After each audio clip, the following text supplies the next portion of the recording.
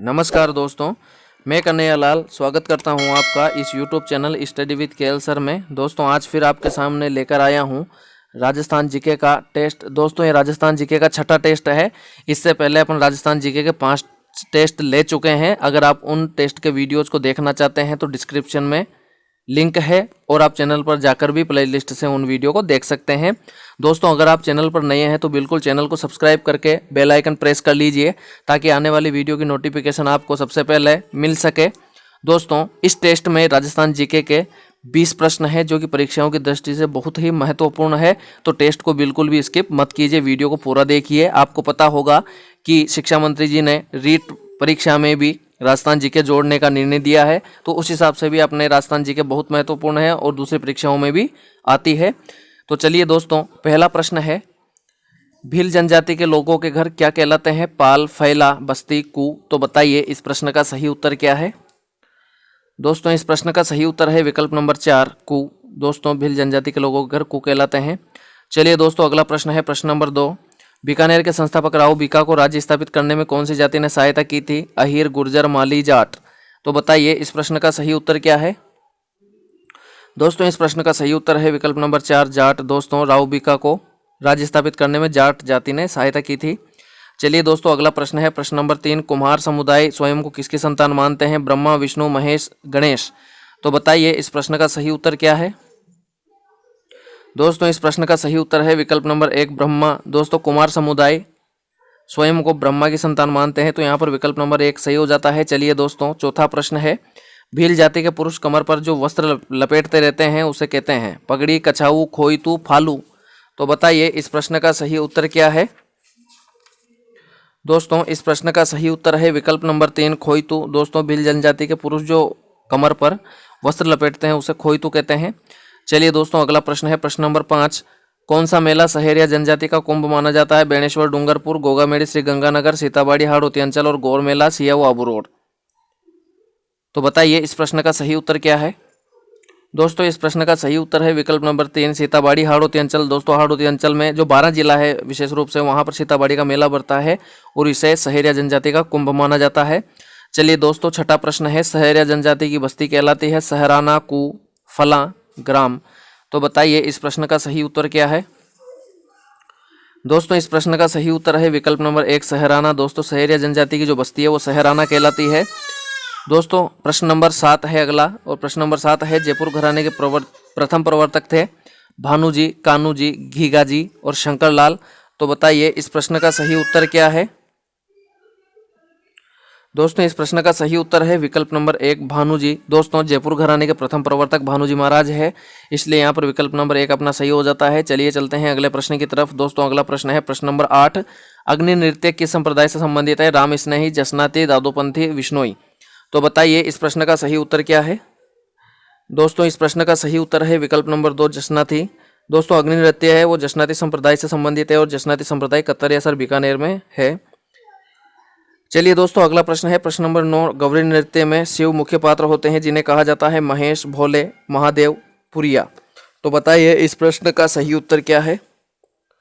दोस्तों इस प्रश्न का सही उत्तर है विकल्प नंबर 4 पुरिया। दोस्तों गौरी नृत्य में जो शिव मुख्य पात्र होते हैं उन्हें पुरिया कहते हैं। विकल्प नंबर 4 सही है। चलिए दोस्तों अगला प्रश्न है प्रश्न नंबर 10, फल्गुबाई संबंधित है चरी नृत्य से, गौरी नृत्य से, गरबा नृत्य से और घूमर नृत्य से। तो बताइए इस प्रश्न का सही उत्तर क्या है? दोस्तों इस प्रश्न का सही उत्तर है विकल्प नंबर 1 चरी नृत्य से। दोस्तों जो फल्गुबाई है वो चरी नृत्य से संबंधित है। चलिए अगला प्रश्न है प्रश्न नंबर 11, कालबेलिया स्त्रियां भीख मांगते समय कौन सा नृत्य करती है? बांगड़िया, पणिहारी, शंकरिया, इंडोनी। तो बताइए इस प्रश्न का सही उत्तर क्या है? दोस्तों इस प्रश्न का सही उत्तर है विकल्प नंबर 1 बागड़िया। दोस्तों यहाँ पर विकल्प नंबर 1 अपना सही हो जाता है। चलिए चलते हैं अगले प्रश्न की तरफ। दोस्तों अगला प्रश्न है प्रश्न नंबर 12, प्रसिद्ध बम नृत्य राज्य के किस क्षेत्र का है? भरतपुर, जैसलमेर, जोधपुर, अलवर। तो बताइए इस प्रश्न का सही उत्तर क्या है? दोस्तों इस प्रश्न का सही उत्तर है विकल्प नंबर 1 भरतपुर। दोस्तों जो भरतपुर है यहाँ पर बम नृत्य किया जाता है, इसलिए विकल्प नंबर 1 सही हो जाता है। अगला प्रश्न है प्रश्न नंबर 13, राज्य का 13 ताली नृत्य किस देवता की स्तुति में किया जाता है? रामदेव जी, शिव, वीर तेजा जी, भेरू जी। तो बताइए इस प्रश्न का सही उत्तर क्या है? दोस्तों इस प्रश्न का सही उत्तर है विकल्प नंबर 1 रामदेव जी। दोस्तों तेरताली नृत्य रामदेव जी से संबंधित है। चलिए दोस्तों अगला प्रश्न है प्रश्न नंबर 14। जोधपुर में शीतलाष्टमी के अवसर पर घुड़ला नृत्य किसकी विजय के उपलक्ष्य में करते हैं? राव सूजा जी, राव मालदेव, राव हमीर और राव सातल। तो बताइए इस प्रश्न का सही उत्तर क्या है? दोस्तों इस प्रश्न का सही उत्तर है विकल्प नंबर 4 राव सातल। दोस्तों जोधपुर में जो शीतलाष्टमी के अवसर पर घुड़ला नृत्य करते हैं वो राव सातल की विजय के उपलक्ष्य में किया जाता है, क्योंकि राव सातल की घुड़ला के ऊपर विजय हुई थी। जो घुड़लेखा था उसको मार दिया था, इसलिए ये घुड़ला नृत्य किया जाता है। राव सातल की विजय हुई थी, तो अपन से पूछा किसकी विजय के उपलक्ष्य में? राव सातल की विजय। चलिए दोस्तों अगला प्रश्न है प्रश्न नंबर 15। वह वाद्य यंत्र जिसका आकार चिलम के समान होता है? अलगोजा, शहनाई, पुंगी, भपंग। तो बताइए इस प्रश्न का सही उत्तर क्या है? दोस्तों इस प्रश्न का सही उत्तर है विकल्प नंबर 2 शहनाई। दोस्तों जो शहनाई है उसका आकार चिलम के समान होता है, तो यहाँ पर विकल्प नंबर 2 सही है। चलिए दोस्तों प्रश्न नंबर 16 है वह वाद्य यंत्र जिसका निर्माण सींग से किया जाता है? ढोल, डमरू, डैरू, सिंगी। तो बताइए इस प्रश्न का सही उत्तर क्या है? दोस्तों इस प्रश्न का सही उत्तर है विकल्प नंबर 4 सिंगी। दोस्तों वह वाद्य यंत्र जिसका निर्माण सींग से किया जाता है वो सिंगी कहलाती है।